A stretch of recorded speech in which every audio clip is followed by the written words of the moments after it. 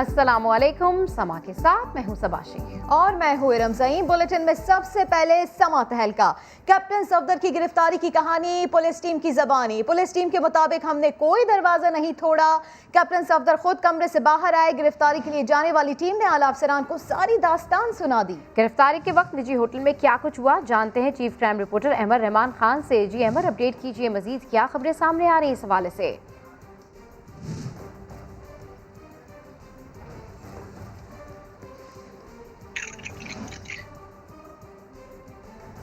जैसे हमारा राब्ता हमारे नुमाइंदे से होगा, इस हवाले से आपको मजीद भी अपडेट करेंगे। आपको बताएं कि कैप्टन सफदर की गिरफ्तारी की कहानी पुलिस टीम की ज़बानी। पुलिस टीम के मुताबिक हमने कोई दरवाजा नहीं तोड़ा। कैप्टन सफदर खुद कमरे से बाहर आए थे। मजीद जानते हैं chief crime reporter Ahmad Rahman Khan से। जी अहमद, अपडेट कीजिए, मजीद क्या डेवलपमेंट सामने आ रही हैं?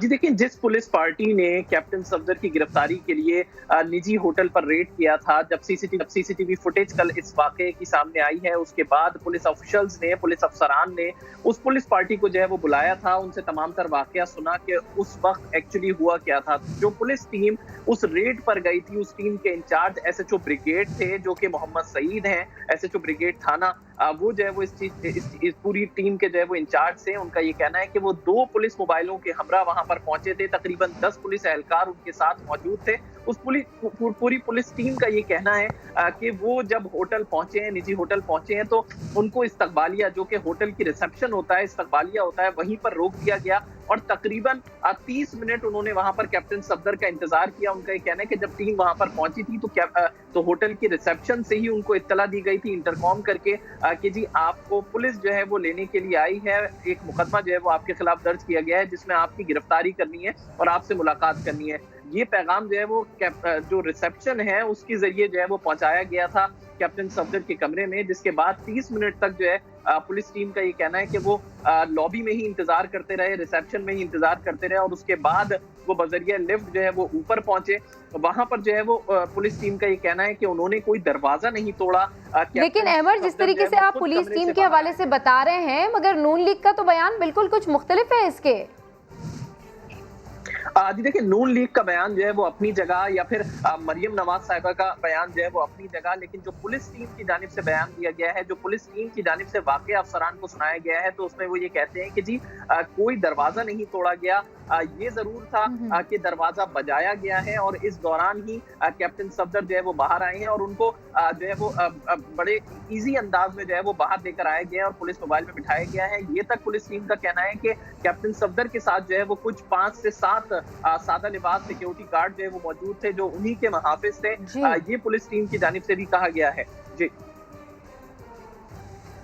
यानी रिसेप्शन के जरिए गिरफ्तारी का पैगाम पहुंचाया गया और पुलिस तकरीबन 30 मिनट तक कैप्टन सफदर का इंतजार भी करती रही। तो अहमद रहमान, आप इस हवाले से हमें अपडेट तो कर रहे थे, लेकिन इसी हवाले से बात कर लेते हैं। वफाकी वज़ीर अली ज़ैदी साहब ने हमें ज्वाइन किया है। बहुत शुक्रिया समा को वक्त देने का। अली साहब, कैप्टन सफदर की गिरफ्तारी की कहानी पुलिस की ज़बानी आपने सुन ली, क्या कहेंगे आप इस पर?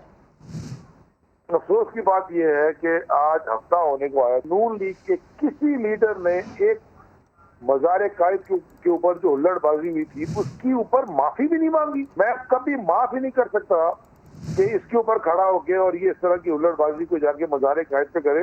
कोई अपने बाप की कब्र पे इस तरह की हुल्लड़बाजी करता है जाके, बात में कर दी हो गया माफी, वो माफी नहीं, चोरी और ऊपर से सीना चोरी, नॉट एक्सेप्टेबल। जो वीडियो दिखाई है, जो मंजर यहाँ पे आई, जिसमें ये तमाशा दिखाया गया है, आप इनका एक और झूठ पकड़ा गया। कॉन्स्टेंटली सिर्फ ये झूठ बोलती है ये जमात। जो मॉडल टाउन में हुआ, निहत्ते औरतें बच्चों पे, प्रेग्नेंट औरत उसके बेचारी के मुंह पे गोली मार दी, वो बच्चे उधर रोते रहे, बीवी शहीद के साथ खुद करते थे। मुझे तो बिलावल की बगैर की नहीं समझ आती, ये आपकी वालदा के साथ क्या करते रहे। तुम अपने वालिद की करप्शन बचाने के लिए अपनी वालदा की रूह को कितनी तकलीफ पहुंचा रहे हो, किस तरह की पॉलिटिक्स कर रहे हो। कौम को पूरी नजर आ रहा है, क्लियरली नजर आ रहा है कि ये पाकिस्तान से इनका कोई मफाद नहीं है। मज़ार कायद पर हुल्लड़बाजी के वाक़े को 1 हफ्ता गुजर गया, पीडीएम या नून लीग की तरफ से किसी ने मुआफ़ी तक नहीं मांगी। ये वही लोग हैं जो मॉडल टाउन में हामला खवातीन पर हमला आवर हुए, वफाकी वजीर अली जैदी ने समा से बात करते हुए बिलावल भुट्टो की खामोशी पर भी सवालात उठा दिए हैं। आपको बताएं कि इस हवाले से, इस खबर के हवाले से हम आपको अपडेट कर रहे हैं। कैप्टन सफदर की गिरफ्तारी की कहानी, पुलिस टीम की ज़बानी। पुलिस टीम के मुताबिक हमने कोई दरवाज़ा नहीं तोड़ा, कैप्टन सफदर खुद कमरे से बाहर आए थे। गिरफ्तारी के लिए जाने वाली टीम ने आला अफसरान को सारी दास्तान सुना दी। गिरफ्तारी के वक्त निजी होटल में क्या कुछ हुआ, इस हवाले से हम आपको अपडेट कर रहे हैं। इस पर मजीद बात करते हैं। तलाल चौधरी ने हमें ज्वाइन किया है। बहुत शुक्रिया, आपने समा के लिए वक्त निकाला। जी सर, इस सारी सूरत हाल पर आप क्या कहेंगे अब जब पुलिस टीम का बयान भी सामने आ गया? पीटीआई तो ये भी कहती है कि आईजी अगवा नहीं हुआ। पीटीआई तो ये भी कहती है कि उनका जो पर्चा उन्होंने दिया है, जो कि उनका है और भांजा है एक एमपीए का, वो भी कहती थी कि भी वो मज़ारे कायद पे मौजूद था, वो भी झूठ निकला। आईजी का अगवा भी सच निकला। तो इनको तो झूठ बोलने की आदत है और झूठ जितना मर्जी बोले। फुटेज जो है वो बड़ी क्लियर है, कौन लोग पकड़ने आए, कितने लोग थे, किस तरह कितने टाइम उन्होंने दरवाजा तोड़ा और अंदर गए, सारी चीजें बड़ी क्लियर हैं। पीटीआई के कहने से कोई फर्क नहीं पड़ता। और अगर ये जो भी कहेंगे, इनका हमेशा झूठ बोलना इनकी आदत है और ये आदत से मजबूर है। इस वक्त जो हुआ है वो बड़ा क्लियर है कि स्टेट विद इन स्टेट का जो बात की गई थी मियां नवाज शरीफ की तरफ से, वो सच साबित हुई है। ये सच साबित हुआ है कि यहाँ किस तरह जोर जबरदस्ती से एफआईआरें होती हैं, किस तरह गिरफ्तारियां होती हैं, कौन करवाता है, उसके पीछे कौन होता है, क्योंकि ये सारे के सारे कठपुतली हैं और ये इसीलिए ये तर्जमान बन जाते हैं फिर अदारों के। हालांकि बात इस वक्त अदारों के चंद अफराद के किरदार पर हो रही है, इसमें पीटीआई उनका स्पोक्समैन बनती है, तो ये और अदारों को मुतनाज़ करती है। बहुत शुक्रिया तलाल चौधरी साहब, आपका मौक़िफ़ हम तक आ गया। लेकिन हम आपको बताते चले कैप्टन सफदर की गिरफ्तारी किस तरह से हुई, क्या कुछ हुआ। पुलिस टीम की ज़बानी हम आपको बता रहे हैं। पुलिस टीम, उनकी जानिब से ये कहा गया है कि कोई दरवाज़ा नहीं तोड़ा, कैप्टन सफदर खुद बाहर आए। कैप्टन सफदर के साथ 5 से ज़ायद सादा लिबास गार्ड्स भी थे और इसके अलावा गिरफ्तारी के लिए SHO 2 पुलिस मोबाइल्स के हमरा पहुँचे और होटल के अमले ने इस्तकबालिया पर ही नफरी को रोक दिया था, आला अफसरान की जानिब से ये कहा गया है। और इसके अलावा रिसेप्शन के जरिए गिरफ्तारी का पैगाम पहुंचाया गया कैप्टन सफदर को और फिर तकरीबन 30 मिनट तक इंतज़ार किया गया पुलिस टीम की जानिब से। तो अमर, जिस तरह से आप बता भी रहे हैं, और जब ये वाक़या हुआ था तो मरीम नवाज़ ने ट्वीट भी की थी कि चादर और चार दीवारी का तक़द्दुस पामाल किया गया है, दरवाज़ा तोड़ा गया है। लेकिन इस वक्त जो इन्फॉर्मेशन सामने आ रही है वो कुछ और ही है, वो नफ़ी करती है उस ट्वीट की भी और वो सारी बातें जो नून लीग की जानिब से कही जा रही है। जी देखिए, इस तमाम तर मामले में पुलिस टीम का बयान, उनका किस्सा सुनाना अफसरान को ये बड़ा अहम था कि असल में वहां पर जो मौजूद अफराद हैं वही बता सकते हैं कि वो क्या इशू था, वहां पर क्या मामला पेश आया। जो पुलिस टीम का बयान था वो बड़ा अहम था इस मामले पे। जब पुलिस टीम ये खुद बताती है कि वो होटल की रिसेप्शन पे पहुंचे हैं, उन्होंने बजरिया इंटरकॉम जो है पैगाम भी पहुंचाया है कि जी आपको एक मुकदमे में लेने के लिए जो है वो यहाँ पर आए हैं। और उसके बाद 30 मिनट तक रिसेप्शन पे जो है वो पुलिस टीम इंतजार भी करती रही है। जब कैप्टन सफदर अपने कमरे से बाहर नहीं आए 30 मिनट के बाद भी, तब जो है वो पुलिस टीम को इजाजत दी गई है होटल इंतजामिया की जानिब से कि भी वो ऊपर जा सकते हैं। फिर पुलिस टीम जो है वो ऊपर गई है। उन्होंने ये जरूर कहा है कि उन्होंने जी गेट बजाया है कैप्टन सफदर के कमरे का। पुलिस टीम ने तो अफसरान को ये भी बताया कि जी वो तो लाइव थे कि कैप्टन सफदर का कमरा कौन सा है। उनका ये कहना है कि जी उन्होंने तो रिसेप्शन से ही पता किया था कि उनका कमरे के बारे में बताया जाए ताकि वो ऊपर जाएं। फिर जब वो 30 मिनट के बाद जो है वो ऊपर पहुंचे हैं और उन्होंने कैप्टन सफदर का दरवाजा जो है कमरे का दरवाजा बजाया है, तो वो बाहर आए हैं कमरे से और उनको जो है वो ले जाकर नीचे बाकायदा पुलिस मोबाइल में अगली सीट पर जो है वो बिठाया गया है। SHO ब्रिगेड जो कि मोहम्मद सईद हैं, SHO ब्रिगेड थाना, वो जो है वो पुलिस मोबाइल को चला रहे थे, जबकि उनके बराबर में जो है वो कैप्टन सफदर को बिठाया गया है। पुलिस टीम का ये कहना है कि वो तो बड़े बाइज्जत तरीके से कैप्टन सफदर को अहमद, मरियम और कैप्टन सफदर अलग अलग कमरे में थे, पुलिस ने इस हवाले से कुछ बताया है? जी देखिए, इस हवाले से तो उनका नहीं कहना है कि वो किन कमरों में मौजूद थे, लेकिन एक अहम बड़ा पॉइंट उन्होंने जो है वहां पे पुलिस के बयान में भी उन्होंने आला अफसरान को बताया था, वो ये कि जब भी किसी मुलजिम के खिलाफ मुकदमा दर्ज होता है तो उस मुलजिम को पुलिस मोबाइल में पीछे बिठाकर जो है वो लाया जाता है। लेकिन पुलिस जो टीम है, पुलिस टीम ने ये तक बताया अफसरान को कि उन्होंने बड़ी बाइज्जत तरीके से पुलिस मोबाइल में आगे उनको बिठाकर जो है वो लेकर आए ताकि उनको किसी तरह की तजलील फील ना हो। तो पुलिस टीम का कहना है कि उन्होंने तो बड़ा बाइज्जत तरीके से इनको हिरासत में लिया था साथ ही साथ जहां तक आपकी ये बात है कि जी क्या एक ही कमरे में कैप्टन सफदर और जो ठीक है, कैप्टन सफदर की गिरफ्तारी की कहानी पुलिस टीम की ज़बानी, नून लीग कहती है कुछ और, जबकि पुलिस टीम के मुताबिक हमने कोई दरवाजा नहीं तोड़ा, कैप्टन सफदर खुद कमरे से बाहर आए थे। गिरफ्तारी के लिए जाने वाली टीम ने आला अफसरान को सारी दास्तान सुना दी। गिरफ्तारी के वक्त निजी होटल में जो कुछ हुआ उस हवाले से हम आपको अपडेट कर रहे थे। अहमद रहमान खान, आपका शुक्रिया। कराची में कैप्टन रिटायर्ड सफदर अवान की गिरफ्तारी की तहकीकात पर मरियम नवाज का कहना है कि मामले का नोटिस हुकूमत या अदलिया को लेना चाहिए था, किसी और को नहीं। तहकीकात 30 दिन में होने का मतलब मामले को दबाना है, मगर ऐसा होने नहीं देंगे।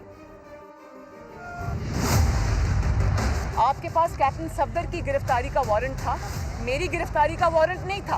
आपके पास कोई इजाज़त नहीं थी कि आप एक खातून के कमरे में जो उस वक्त बेड में हो, उसके कमरे में आप धावा बोलकर दाखिल हो जाए। आपके पास ये वारंट नहीं था। ये हमला हुआ था मेरे पे, मैंने उसी वक्त सोचा था कि ये पीपल्स पार्टी नहीं है। नोटिस जो है ना वो हुकूमत को लेना चाहिए, अदलिया को लेना चाहिए, वो किसी और को नहीं लेना चाहिए और ना ही किसी और से अपील की जानी चाहिए। जो स्टेट अब स्टेट सामने आई उसमें कहाँ है इमरान खान? ये 2, 3, 4 बड़े बड़े लोगों की लड़ाई, उसमें इमरान खान कहीं भी नहीं है भाई। इसमें इंक्वायरी को अगर आप ये समझते हैं कि महीने बाद का वक्त देके आप इस बात को दबा लेंगे तो ये नहीं होगा। मेरे ज़ाती ख्याल के मुताबिक उसमें इंक्वायरी की ज़रूरत नहीं है। हर चीज़ आवाम के सामने है, रिपोर्ट हुई है। जो इंक्वायरी हो वो सबके सामने हो, आवाम को पता चलना चाहिए कि उस दिन क्या हुआ। बहुत बड़ा वाक़या है और 30 दिन के बाद अब जो रिपोर्ट आएगी उसको पब्लिक किया जाना चाहिए। उसमें कोई चीज़ छुपानी नहीं चाहिए। अगर छुपाएंगे तो ये हम होने नहीं देंगे। जिस तरह इनकी हवाइयाँ उड़ी हुई हैं, मैं तो ये समझ रही हूँ कि ये शायद जनवरी से बहुत पहले चलती बनेगी। वज़ीर इत्तला शिबली फराज ने मियां नवाज शरीफ की वतन वापसी की डेडलाइन दे दी। कहा नवाज शरीफ 15 जनवरी तक मुल्क की किसी जेल में होंगे। शिबली फराज ने कहा कि मरियम नवाज की बातों में तजाद पाया जाता है। चादर और 4 दीवारी के तकद्दुस पर बयानात देने वालों ने शायद कैप्टन सफदर को इत्मीनान और VIP प्रोटोकॉल के साथ पुलिसमैन में जाते हुए नहीं देखा। शिबली फराज ने मजीद कहा, यूँ लगता है बिलावल भुट्टो ने ये सब करके अपनी वालदा का बदला ले लिया।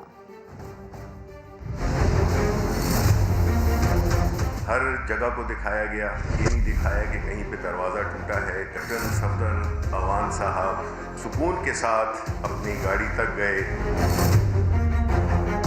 मरियम सफदर अवान, उन्होंने मुतज़ाद बातें की। एक तरफ वो कहती हैं कि इंक्वायरी की कोई ज़रूरत नहीं, दूसरी तरफ कहती हैं कि इंक्वायरी हुई तो मैं पेश होंगी।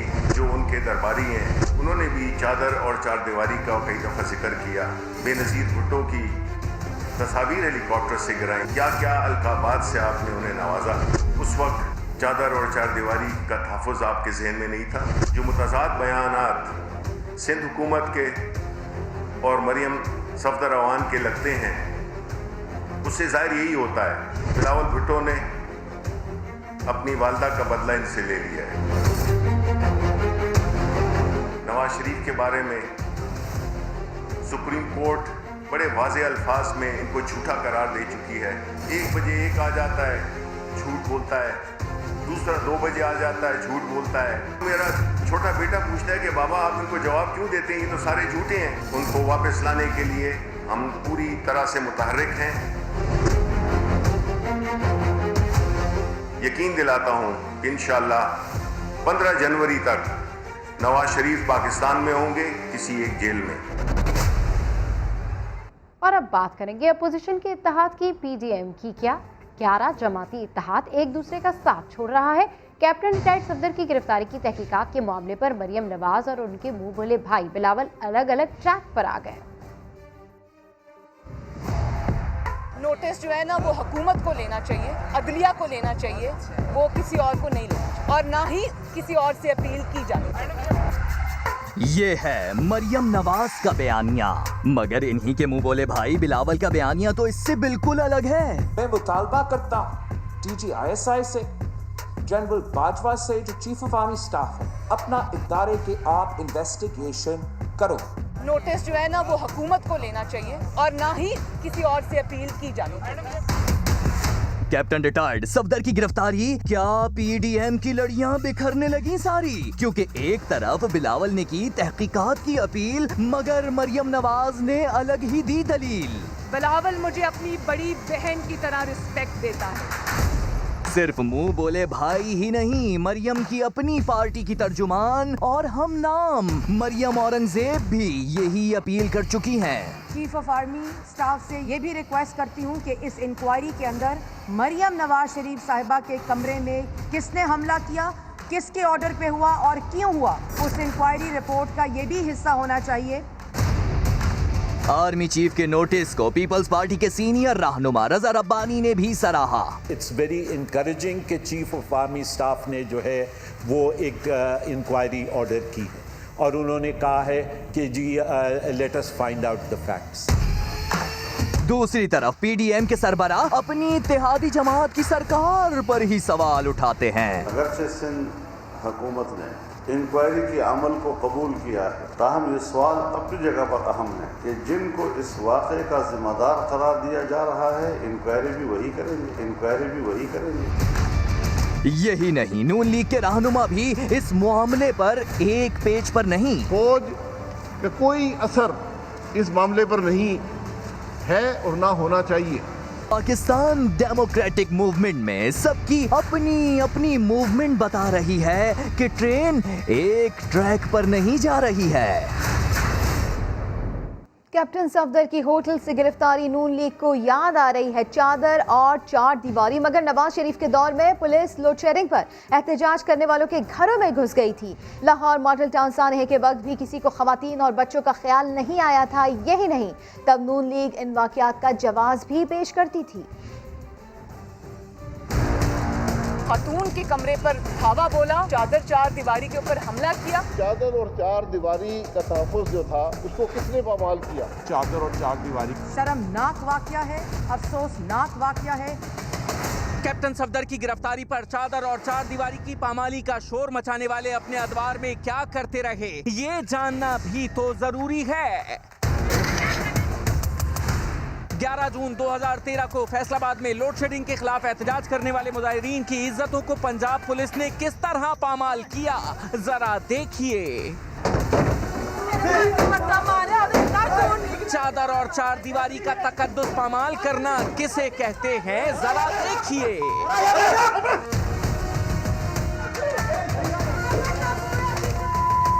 नवाज शरीफ के ही दौरे हुकूमत में मिनहाजुल कुरान मॉडल टाउन में होने वाली चादर और चार दीवारी की पामाली को चश्मे फलक शायद कभी भूल न पाएगी।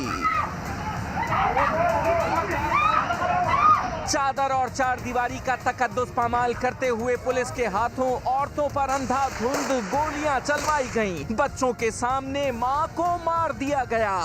एक दिन जरूर हम आपसे बदला लेंगे, जरूर बदला लेंगे। मेरी मामा, मैं अपनी मामा के बगैर नहीं रह सकती। जब लोगों की चादर और चार दीवारी को पामाल किया जा रहा था, तब मरकज में नवाज शरीफ और पंजाब में शहबाज शरीफ की हुकूमत थी। तब मुस्लिम लीग नून के किसी रहनुमा को चादर और चार दीवारी के तकद्दुस की पामाली का ख्याल क्यों नहीं आया था? Welcome back. आर्मी चीफ की तौसीह से मुतालिक क्या मरियम नवाज ने पार्टी के फैसले को गलत करार दे दिया? कुछ कहा भी नहीं और बहुत कुछ कह भी गई। सहाफ़ी के सवाल के जवाब में कहा, अगर कोई फैसला गलत हो तो इसके असरात कौम के सामने आना शुरू हो जाते हैं, मगर पार्टी डिसिप्लिन की वजह से मामले पर कुछ नहीं बोलूंगी। क्यों दी गई अगर आपने इन्हें अपना बयानिया मजबूत कर? देखें, ये बात ऐसी है जिसके ऊपर मैं अभी कुछ नहीं कहना चाहती। मैं पार्टी डिसिप्लिन की पाबंद हूँ, लेकिन हालात और वाक़यात ने ये बात साबित की है कि अगर कोई फ़ैसला गलत भी होता है तो भी उसके जो असरात हैं वो कौम के सामने आना शुरू हो जाते हैं। तो इससे ज़्यादा मैं इस पर कुछ नहीं कहना चाहती। मुस्लिम लीग नून के रहनुमा कैप्टन रिटायर्ड सफदर का कहना है, जिस मुल्क में आयन तोड़ने का रिवाज बन जाए वहाँ दरवाजे टूटते रहते हैं। उन्होंने DGISI से कराची वाक़े की इंक्वायरी में दिलचस्पी लेने का मुतालबा कर दिया। इस हवाले से रिपोर्ट कर रहे हैं शाहिद हुसैन। मज़ार कायद पर नारेबाजी और फिर गिरफ्तारी। कैप्टन रिटायर्ड सफदर अपने साथ होने वाले सलूक पर बरहम। दरवाजा टूटने के वाक़े को आइन के टूटने से मिला दिया। जिस मुल्क में आइन तोड़ने का रवाज बन जाए तो वहाँ दरवाजे तोड़ना और गेट फलांगना फिर मजाज बन जाता है और लोग अपने मजाज के खिलाफ सीसीटीवी कैमरास को इस्तेमाल नहीं होने देंगे। लीगी रहनुमा ने मुतालबा किया कि डीजी ISI इस मामले की इंक्वायरी में दिलचस्पी लें और कहा कि ऐसा ना हो तहकीकाती रिपोर्ट माजी की रिवायात की तरह ताखीर का शिकार हो जाए। जो इंक्वायरी आएगी, जो कुछ होगा हम उसको तस्लीम करेंगे, मगर इंक्वायरी इतनी लेट ना हो जाए कि मशरक़ी पाकिस्तान बांग्लादेश बन गया और हमूदुर रहमान कमीशन रिपोर्ट 30 साल बाद आ गई। सेनेट में जिस तरह अदम एतमाद पे वोट इधर के उधर हो गए, ये कि इंक्वायरी इधर की उधर ना हो जाए। कैप्टन रिटायर्ड सफदर नैब ऑफिस के बाहर हंगामा आराई के केस में लाहौर की इंसदादे दहशतगर्दी अदालत में पेश हुए। राना सनाउल्लाह ने कौमी असम्बली इजलास में शिरकत की वजह से हाजिरी माफी की दरख्वास्त दी। अदालत ने लीगी रहनुमाओं की अबूरी जमानत में 26 अक्टूबर तक तौसी कर दी। कैमरामैन खाबर महमूद के साथ शाहिद हुसैन, समा, लाहौर। कराची में कैप्टन रिटायर्ड सफदर की गिरफ्तारी के खिलाफ मुस्लिम लीग नून की खवातीन ने लाहौर में एहतजाज किया, हुकूमत के खिलाफ नारे लगाए। लीगी रहनुमाओं ने चादर और चार दीवारी का तकद्दुस पामाल किए जाने का जिम्मेदार वज़ीर आज़म को ठहरा दिया। सिदरा गयास रिपोर्ट करेंगी। कराची वाक़े पर लीगी खवातीन बरहम, विफाकी हुकूमत के खिलाफ की नारेबाजी। सेक्रेटरी इत्तलात पंजाब उज़मा बुखारी कहती हैं इस मामले पर अब मट्टी डलने नहीं देंगे। होटल की सीसीटीवी बाहर आ गई है तो वो आपने देखा है कि उस फुटेज के अंदर एक कैमरामैन है जो तमाम मामलात की फुटेज बना रहा है। वो फुटेज भी सामने आनी चाहिए, उसमें पता चल जाएगा कि क्या होगा। ये कोई बड़ी लंबी चौड़ी बात ही नहीं है। MNA सायरा अफजल तारन ने कहा विफाकी हुकूमत मरियम नवाज से खौफजदा है। होटल में जो कुछ हुआ टेक्नोलॉजी ने सब कुछ वाजे कर दिया। पता चल गया कि कौन पीछे था कौन आगे था और अब इसको वो इस तरह मैनिपुलेट कर रहे हैं कि ये सिंध हुकूमत ने किया। मुजाहरे में शरीक खवातीन ने कहा कि हुकूमत के खात्मे तक इनकी जदोजहद जारी रहेगी। कैमरामैन लियाकत बशीर के साथ सिद्रा गयास, समा, लाहौर। वज़ीर आला सिंध सैयद मुराद अली शाह ने कहा है कि तमाम इदारों का एहतराम करता हूँ, मगर हर इदारा अपनी आईनी हुदूद में रहे तो बेहतर होगा। IG सिंध के मामले पर ज्यादा बात किए बगैर कहने लगे कि उन्हें भी धमकियां मिल रही हैं। सिंध हुकूमत कभी गैर कानूनी चीज का हिस्सा नहीं बनेगी। वो सक्कर हाईकोर्ट बार में खिताब कर रहे थे।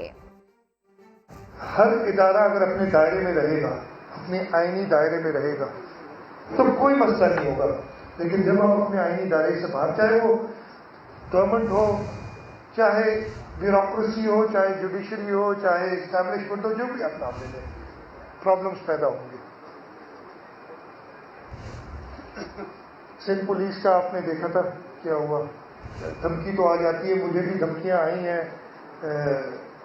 नॉट डायरेक्टली, ये फिर खबर बन जाएगी बड़ी, लेकिन अक्सर कहा जाता है कि इसको हम कंटेम्प्ट में बांध देंगे। अभी भी कई क्वार्टर से कहता है कि ये इस पे कंटेम्प्ट की और अपने भाइयों की। भाई मैं हर इदारे का, हर आईनी इदारे का उतना ही उसके तकद्दुस का ख्याल करता हूँ जितना मैं अपनी पार्लियामेंट का करता हूँ, असेंबली का करता हूँ। लेकिन मैं भी यही चाहूँगा कि हर इदारा अपने आईनी दायरे में रहे तो बेहतर होगा। PDM ने कोयटा में 25 अक्टूबर को होने वाले जलसे का मकाम तब्दील कर लिया। अब जलसा कहाँ होगा, मकाम क्यों तब्दील किया, हुकूमत और तज्जियाकार क्या कहते हैं, जानते हैं इस रिपोर्ट में। बलूचिस्तान में दहशतगर्दी का खतरा, कोयटा में PDM के जलसे का मकाम तब्दील। अब जलसा हॉकी चौक की बजाय अयूब स्टेडियम के फुटबॉल ग्राउंड में होगा। हुकूमत ने हमें अयूब स्टेडियम में जलसा करने की इजाज़त दिया गया है और सिक्योरिटी का इजाज़त दिया गया है और हम उम्मीद भी रखेंगे कि फुल सिक्योरिटी दे आवाम को। तर्जुमान बलूचिस्तान हुकूमत का कहना है कि अमन की सूरत हाल ठीक नहीं, ओपोजिशन जलसा ना ही करे तो बेहतर है। आवाम की इस खुशहाली के लिए मैं इस्तिदा करता हूँ, इल्तिजा करता हूँ, मोतबाना दर्दमंदाने गुजारिश करता हूँ PDM के क़यादत से, अगर वो वाकई जिम्मेदार है, वो ये जो जलसा है इस नेक्टा के सिक्योरिटी थ्रेट अलर्ट की बुनियाद पे उसे सस्पेंड करें। एहसन इकबाल ने मशवरा रद्द कर दिया, कहा ऐसे अलर्ट तो उनके दौर में भी जारी होते थे। इस वक्त तो हालात सिक्योरिटी के हवाले से बहुत ज्यादा अबतर होते थे, लेकिन PTI के तमाम जलसे और जुलूस जो वो करते थे और दीगर जमातें भी करती थीं, ये हुकूमत की जिम्मेदारी होती है कि उनको पूरा सिक्योरिटी कवर दें। तज्जियाकार नातिर मीर ने कहा कि भारत ने पाकिस्तान के खिलाफ हाइब्रिड वॉर तेज कर दी है। दुश्मन पाकिस्तान में सियासी कशमकश का फायदा उठाना चाहता है। पंजाब असम्बली के सामने बलोच तलबा का धरना रंग ले आया। गवर्नर पंजाब ने तलबा के मुतालबात मंजूर करते हुए बड़े पैकेज का ऐलान कर दिया। लाहौर से रिपोर्ट कर रहे हैं दानियाल उमर।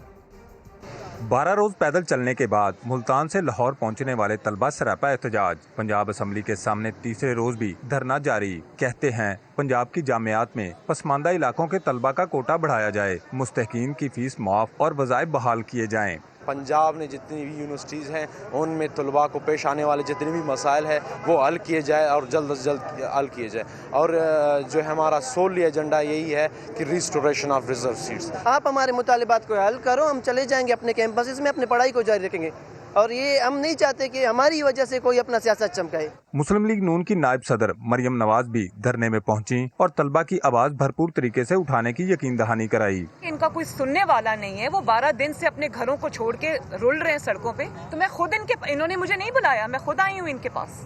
तो इनका मसला मैं इंशाल्लाह बलूचिस्तान जाके भी उठाऊंगी। गवर्नर पंजाब ने एहतजाजी तलबा को गवर्नर हाउस बुलाया और उनके लिए नए पैकेज का ऐलान किया।